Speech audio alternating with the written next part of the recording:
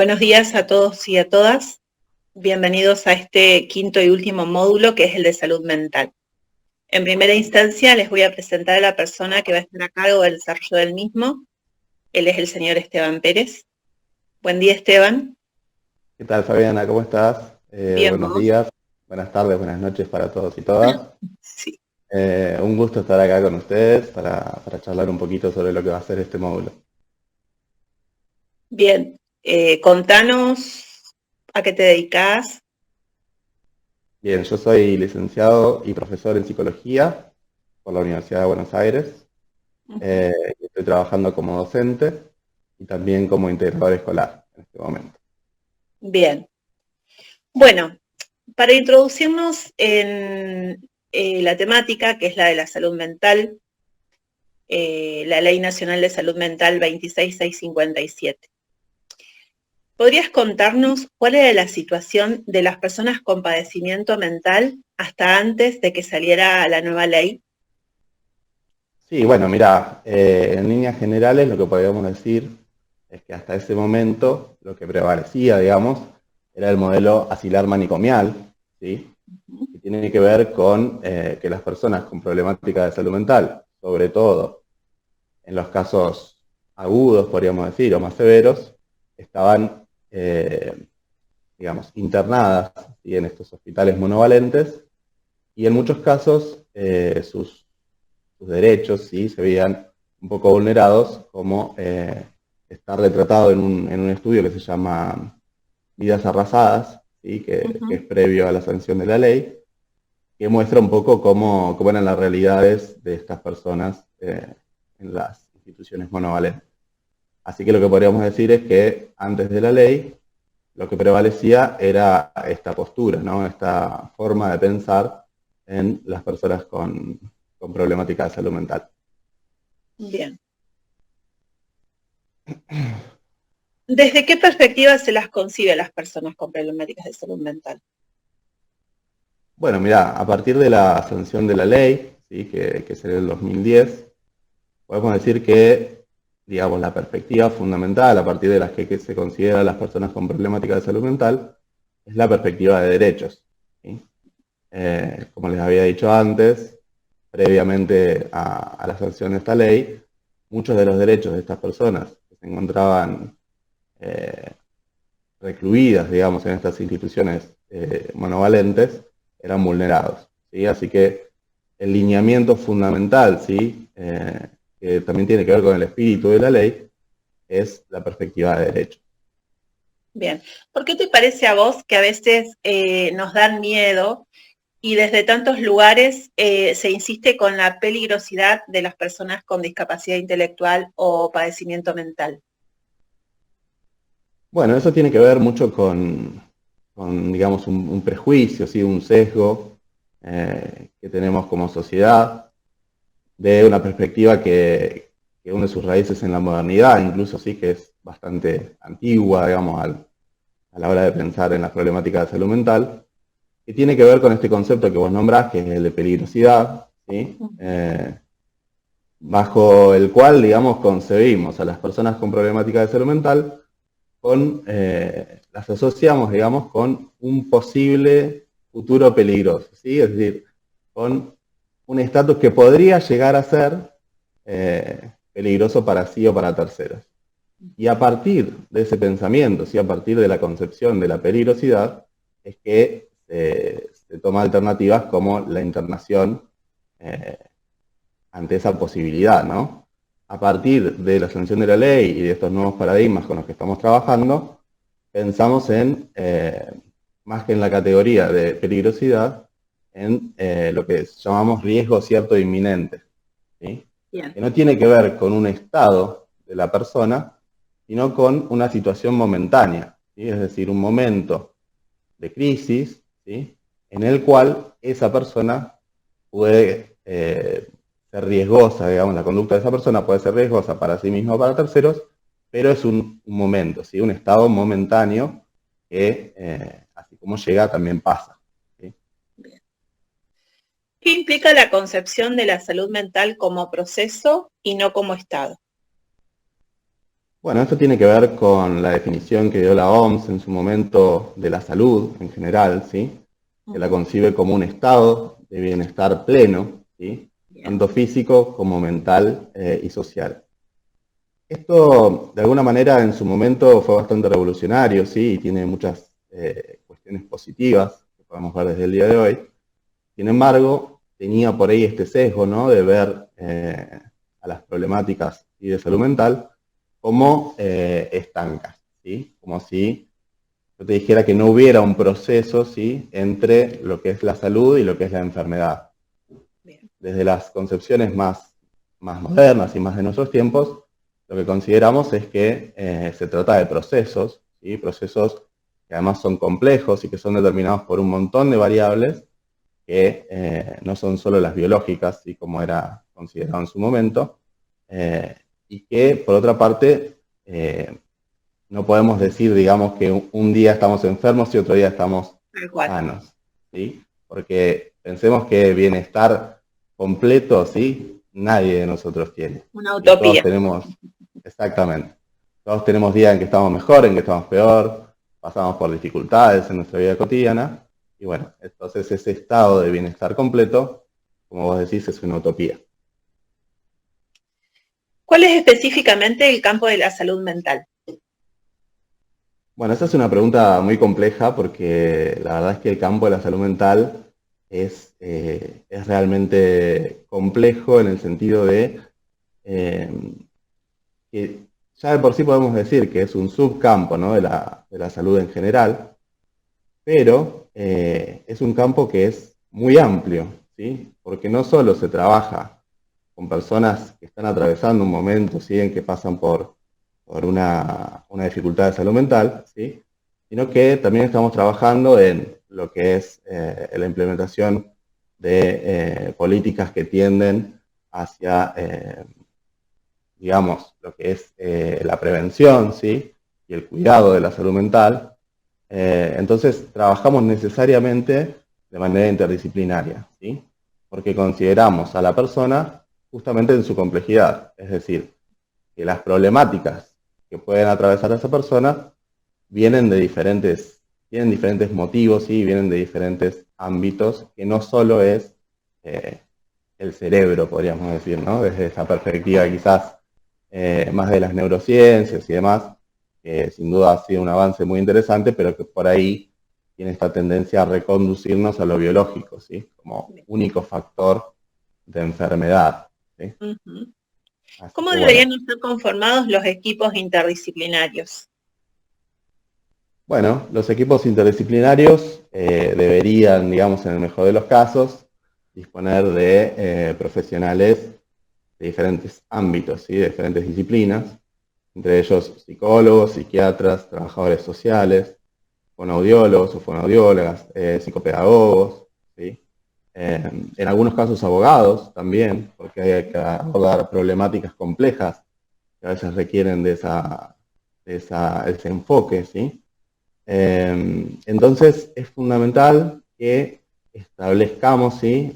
Lazos fuertes entre los diversos profesionales que trabajamos en el sector, Bien. para poder construir, digamos, en conjunto. ¿Qué interacciones tiene la salud mental con otras disciplinas médicas? Bueno, como te decía, desde este paradigma que manejamos hoy en día, ¿sí? Consideramos a las personas en su complejidad, ¿sí? Y por lo tanto a la salud como algo integral, ¿sí? Y por este motivo es fundamental que lo que somos los profesionales de la salud mental tengamos diálogo y podamos trabajar en conjunto con profesionales de distintas áreas médicas y también de otras áreas de saber. Bien. Entonces, a partir de esta concepción, digamos, más compleja, es fundamental este trabajo interdisciplinario y el establecimiento de lazos fuertes para poder trabajar en conjunto de manera responsable y ética. Bien. Una de las grandes polémicas que hay con respecto a esta temática es el tema de las internaciones. Gran Sí, polémica. Yo creo gran que es una de las polémica. principales. Sí, sí. ¿Se puede internar a una persona con algún padecimiento mental incluso en contra de su voluntad? Bueno, la ley de salud mental, sí, que se sancionó en el 2010, lo que viene a hacer es a regular, digamos, lo que son las internaciones, ¿sí? Por un lado tenemos las internaciones voluntarias y por otro las involuntarias, como vos dijiste. No podemos considerar, digamos, que la ley prohíbe las internaciones, porque no es así. Lo que sí hace es regularlas y, digamos, otorgar a la internación el lugar del último recurso, ¿sí? Es decir, hay que trabajar otras alternativas, ¿sí?, que puedan preservar, digamos, las libertades del sujeto, y después, en caso de que no se pueda llegar, digamos, a una solución de otras maneras y que sea necesario, las internaciones son una alternativa, pero por periodos breves de tiempo. Y esa es otra diferencia que es fundamental, porque pensemos en quizá el paradigma más manicomial, ¿sí?, que los periodos de tiempo en que las personas estaban internados eran muchísimos años, ¿sí? Claro. Quizá 8 años. Pensemos en estar internados 8 años por cualquier otra problemática de salud física, por ejemplo, ¿no? Y nos parece una locura, en ese Totalmente. sentido. Entonces, esta perspectiva de derechos lo que hace es regular, ¿sí?, cuánto tiempo esa persona va a estar internada, ¿sí? Y en el caso de las internaciones involuntarias que vos decías, también son posibles, pero lo que tenemos que tener en cuenta es este concepto de riesgo cierto inminente, ¿sí?, para sí o para terceros que esa persona pueda tener en ese momento, ¿sí? En ese caso, la internación es posible, ¿sí?, incluso contra la voluntad de la persona, pero las regulaciones son distintas y también la participación de un juez, por ejemplo, para decidir si esa internación puede continuar o no y si es pertinente o no, es mucho más rápida, ¿sí?, un plazo de 3 días en general, que en los casos de internaciones en donde hay consentimiento, ¿sí? Que eso sería otro caso de las internaciones voluntarias, que funcionan de otra manera, pero digamos que se puede, ¿sí?, recurrir a la internación, pero como último recurso y durante periodos breves de tiempo. Bien. Río Negro ha sido pionera en el proceso de desmanicomización en nuestro país.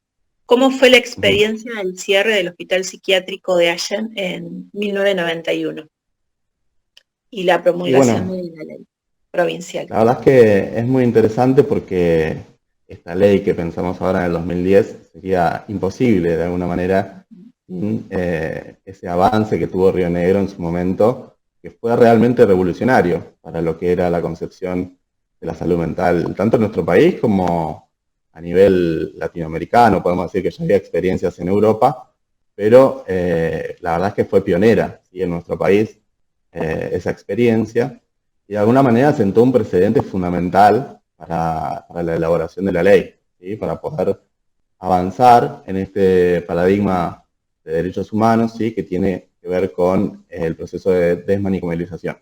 Ahora bien, otra cosa que tenemos que aclarar es que la desmanicomialización, como decimos, es un proceso complejo, ¿sí? No es sacar a las personas del hospital psiquiátrico y ya, ¿no? Es un proceso muy complejo que tiene que ver con variables sociales, ¿sí?, con variables comunitarias, ¿sí?, en donde es fundamental que esa persona disponga de una red, ¿sí?, social e incluso de los recursos económicos para poder, digamos, manejarse, digamos, en el ámbito social con libertad, ¿sí?, y poder hacer uso de sus derechos. Bien. ¿Por qué la ley de salud mental enfatiza en la comunidad? Está un poco relacionado con lo que venías de hablar. Sí, tal cual, Fabiana. En principio lo que podemos decir es que la comunidad es un factor clave, ¿sí?, en esta nueva concepción, ¿sí?, que propone la ley de salud mental, en el sentido de que justamente se plantea que el tratamiento de la persona se lleve a cabo en su lugar de origen, ¿sí?, es decir, que la persona pueda seguir estando con su familia, seguir estando con sus vínculos, ¿sí?, y que pueda llevar adelante el tratamiento de manera ambulatoria, ¿sí?, ya Bien. sea concurriendo a hospitales de día, ¿sí?, a consultas externas, ¿sí? Pero que no sea necesaria esta internación prolongada que se ha demostrado que no conlleva buenos resultados, digamos. Tal cual. Entonces la comunidad tiene un rol fundamental y en ese sentido también me gustaría decir que así como es un rol fundamental, es un rol complejo y no es una ley fácil, la ley de salud mental, porque implica justamente, ¿no? Implica, valga la redundancia, implicarnos, ¿sí? Como sociedad en lo que son las problemáticas de salud mental. Y creo que ahí hay un debate muy importante a poder darse como sociedad, ¿sí? De, bueno, cómo nos estamos implicando en este tipo de problemáticas, ¿sí? ¿Cuáles son las limitaciones y los mayores desafíos que han enfrentado la implementación de la ley en el país?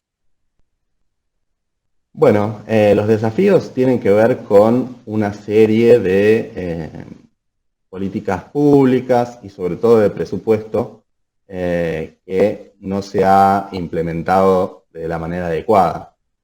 Pensemos que a partir de la ley lo que se propone es que el 10%, ¿sí?, del presupuesto que hay para salud sea destinado a salud mental. Y actualmente ese porcentaje está en un 2% más o menos. Imagínate la distancia, ¿no?, que hay entre una cosa y la otra. Y por lo tanto pasa un poco esto que te decía, ¿no? Pensando en que las externaciones son procesos complejos, sería necesario que haya un montón de actores y de recursos que estén disponibles para estas personas que digamos que no están internadas, pero que necesitan de una ayuda, necesitan de un acompañamiento en su vida cotidiana, ¿sí? Sobre todo hasta poder resolver estos conflictos que están atravesando. Entonces, digamos que a nivel de presupuesto hay una limitación muy clara y también a nivel de políticas públicas, ¿sí?, que se sancionen para poder generar, digamos, alternativas, herramientas, sistemas que puedan acompañar a estas personas. Bien. ¿Cómo impacta en el campo de la salud mental la incorporación en la ley de adicciones?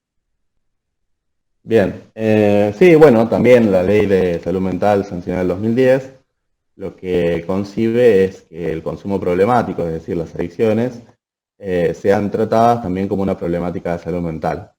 Por lo tanto, también genera un cambio importante, digamos, en lo que es la concepción, ¿sí?, de lo que es el consumo problemático y de las alternativas, digamos, de tratamiento en esos casos. Por lo tanto, lo que se propone, digamos, es también abordarlo desde una perspectiva de derechos y también trabajar en la regulación, ¿sí?, de los organismos o de las asociaciones u organizaciones que se encargan de trabajar con el consumo problemático. En ese sentido, también lo que se propone es una regulación, ¿sí?, que pueda garantizar, digamos, que los derechos de las personas con consumo problemático sean reivindicados. ¿Sí? Va un poco por ahí el planteamiento. Bien. ¿Y se puede prevenir desde la salud mental? Se puede trabajar en prevención, diría. Lo que no se puede es prevenir de manera profiláctica, ¿sí? ¿Por qué? Por esta misma concepción que te comentaba hace un rato. Al no concebir a la problemática de salud mental como una problemática que tiene que ver únicamente con factores biológicos, la profilaxis como tal es muy difícil, ¿sí? Porque las problemáticas de salud mental tienen que ver con la confluencia de un montón de factores de diversa índole, ¿sí?, ya sean históricos, sociales, culturales, económicos, familiares, ¿sí?, que afectan en esas situaciones. Y por lo tanto, lo que podemos hacer es trabajar en la prevención, es decir, en el establecimiento de redes comunitarias, en el fortalecimiento de los vínculos, en la concientización a nivel social de lo que son las problemáticas de salud mental, ¿sí?, y trabajar también en lo que es el proceso de desestigmatización de estas poblaciones. Entonces, desde ese lugar, sí, podemos trabajar en prevención, pero no de una manera profiláctica, ¿sí?, de evitar que eso suceda. Eso, no. Creo que esa es una distinción importante. Tal cual. Vamos más a la práctica, ¿no? Si yo tengo un familiar o estoy cuidando a alguien y que me voy dando cuenta que hay ciertas alteraciones en su conducta, ¿a quién debo recurrir en primera instancia para que se realice un diagnóstico? En el caso de que se desborde, ¿cómo debo proceder? ¿A quién tengo que, cómo puedo ayudarlo? Claro. Sí, bueno, lo primero que tenemos que ver es los recursos, digamos, que están disponibles en esa situación, ¿sí? Es decir, si la persona, por ejemplo, cuenta con una cobertura de obra social, si esa obra social tiene algún tipo de servicio que pueda ayudar a la persona en ese momento, y si no, recurrir a, en principio, ¿sí? un centro de atención primaria de la salud, aunque sea, ¿sí? Que pueda recibir a esta persona y que pueda determinar, digamos, la gravedad de la situación y la necesidad o no de que esa persona sea derivada a una institución de mayor complejidad. ¿Sí? En líneas generales, lo que podemos decir es que ante casos de crisis, lo que se recomienda es llamar a emergencias, ¿sí? En ese sentido, para que puedan ayudarnos con esa situación, a contener a esa persona, y que luego un equipo interdisciplinario pueda determinar de qué diagnóstico se trata, ¿sí? Y cómo poder trabajar con esa persona para ayudarla. Bien. Digamos que esos son los lineamientos principales. Perfecto. ¿Qué lugar ocupa la medicación en el tratamiento y qué lugar ocupa la terapia? Esto es muy interesante también porque lo que nos pone también un poco en perspectiva es qué rol ocupa la medicación incluso a nivel social, ¿no? Porque podemos decir que, digamos, hay una tendencia a la medicación como solución de alguna manera medio mágica a nuestros problemas, ¿no? Entonces, Única solución. también, sí, tal cual. Entonces, la medicación es una estrategia más, y es una herramienta más para trabajar en este tipo de casos, que muchas veces es necesaria, ¿sí? Pero que no debería contemplarse como única alternativa y tampoco debería contemplarse por fuera de un trabajo justamente interdisciplinario con otras disciplinas que puedan ayudar en esta problemática, ¿sí? Es decir, tiene un rol importante porque es una herramienta, ¿sí? Para trabajar en estos casos, pero no es ni la única ni una solución mágica, digamos, que se da en el vacío, ¿no? Como única alternativa, como vos decías. Bien. Si yo soy Y acompañante. Sí, sí, perdón. sí, perdón, Fabián, decime. No, sí. Cerrá Eh, la idea.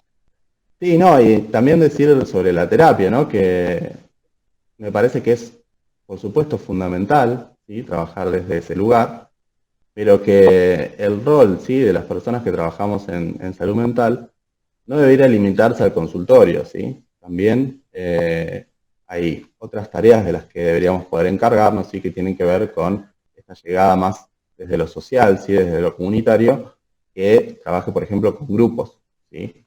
O con lo que es la concientización a nivel social de lo que son las problemáticas de salud mental, que muchas veces tienen que ver también con la realidad que esa persona, en la que esa persona está inmersa.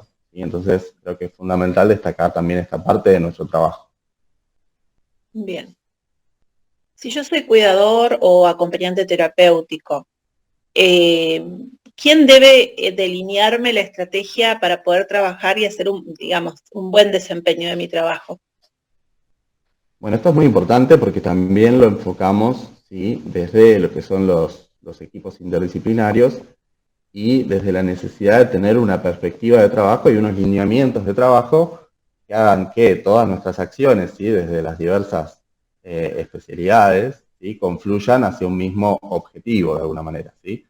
Porque si esos lineamientos no están presentes, si trabajamos todos de manera medio individual, ¿sí? Y no prestando demasiada atención o no coordinando con los demás las acciones que emprendemos en nuestro trabajo, los resultados generalmente no van a ser los mejores, ¿sí? Entonces, la idea es que, como cuidador, dispongamos, ¿sí? De unos lineamientos que tienen que ver con la perspectiva con la que se trabaja con ese paciente y que son establecidos en el trabajo interdisciplinario, justamente.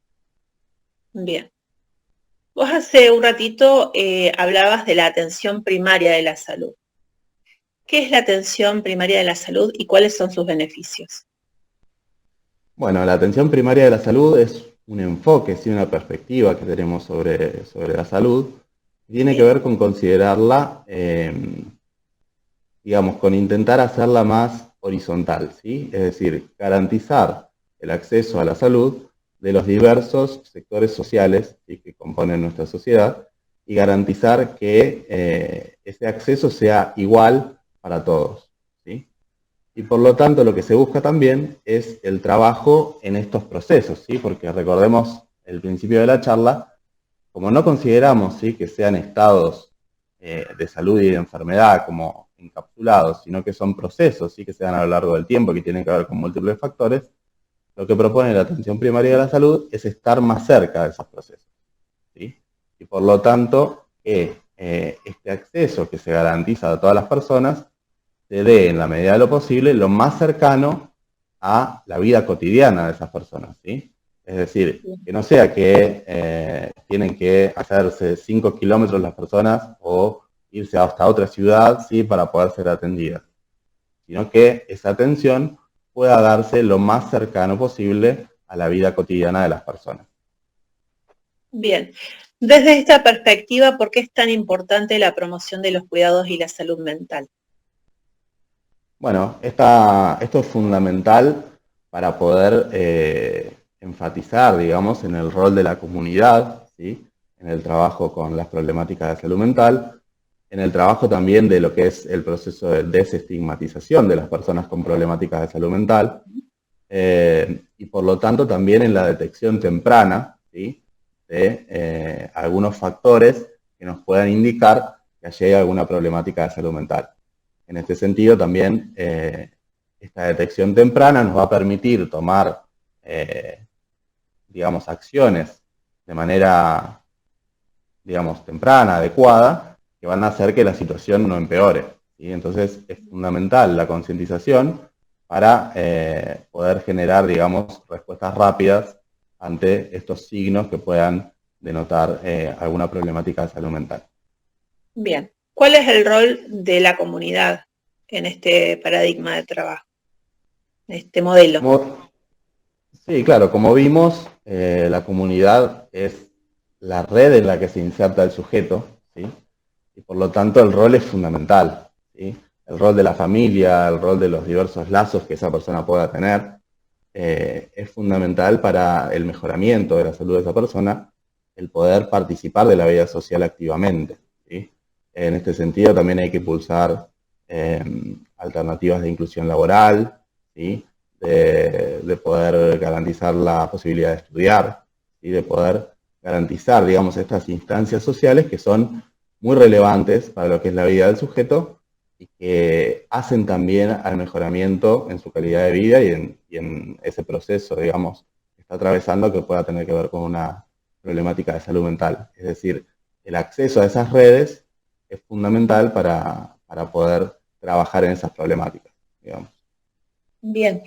Y para ir cerrando este introductorio, ¿existen servicios o instituciones que se encarguen de hacer un seguimiento y el trabajo cotidiano con la comunidad y específicamente con las personas con problemáticas de salud mental?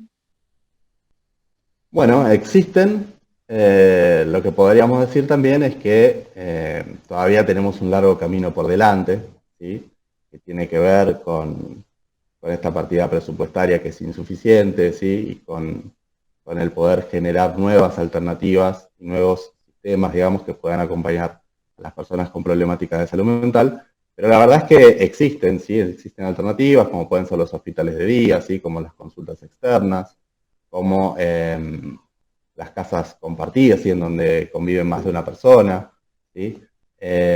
También habría que garantizar, digamos, en el mejor de los casos, el poder hacer un acompañamiento incluso en el domicilio de la persona, ¿sí? Una vez que esté garantizado, digamos, el derecho a la vivienda digna, que también es una deuda que en muchos casos tenemos, ¿no? El poder acompañar a esa persona en su domicilio y el poder, sobre todo, creo que es importante reforzar esto, el poder trabajar en los vínculos, ¿sí? Me parece que es una cuestión fundamental que nuestra sociedad también, bueno, hoy en día están complicados los temas vinculares, así como sabemos. Entonces, bueno, es un desafío, realmente es un desafío como comunidad el poder replantearnos, ¿no? Las problemáticas de salud mental y cómo trabajar con ellas. Entonces, bueno, respondiendo a tu pregunta, hay alternativas, pero hay un largo camino por delante de capacitación incluso de los profesionales y del poder generar, digamos, estrategias y recursos que hoy en día en ocasiones faltan. Sí, yo creo que falta mucha capacitación. Sí, sí. También, sí. Bueno, estaríamos cerrando este introductorio. La verdad que es un tema súper interesante y extenso, pero una herramienta fundamental para la labor diaria. Sí, totalmente. Sí, sí, conocer la normativa también nos lleva a poder implementarla, ¿sí? Que también es un poco el desafío que tenemos, porque si bien esta ley se sancionó en el 2010, todavía su implementación en muchos casos no está del todo garantizada. Entonces, bueno, me parece que el conocer estas normativas, estos lineamientos, es fundamental para poder seguir trabajando en pos de tratar de garantizarlos, ¿sí? En la práctica cotidiana. Tal cual. Bueno, éxitos con el desarrollo de este módulo.